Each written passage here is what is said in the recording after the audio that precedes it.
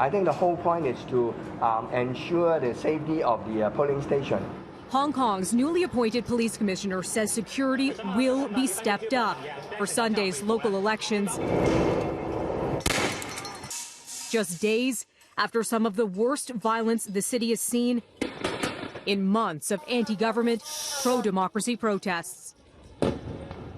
The police commissioner also urging remaining demonstrators occupying Hong Kong's Polytechnic University, the site of recent clashes between police and protesters, to leave, adding those under 18 won't be arrested.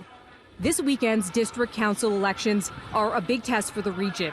The vote considered a kind of referendum on the movement that's brought protesters to the streets since June, calling for greater democracy and pushing back against what demonstrators believe is China's growing influence on the former British colony. This week, the U.S. Congress approved legislation with bipartisan support backing Hong Kong protesters and warning China about human rights.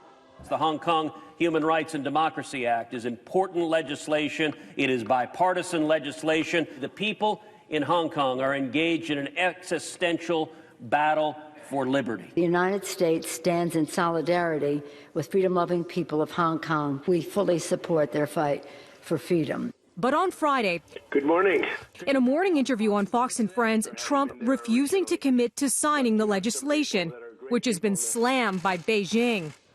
This at a time when Trump is trying to reach a trade deal with Chinese President Xi Jinping. We have to stand with Hong Kong, but I'm also standing with President Xi. He's a friend of mine. He's an incredible guy. We have to stand, but I'd like to see them work it out. And if it weren't for me, Hong Kong would have been obliterated in 14 minutes. He's got 1 million soldiers standing outside of Hong Kong that aren't going in only because I ask him, please don't do that. You'll be making a big mistake. It's going to have a tremendous negative impact on the trade deal.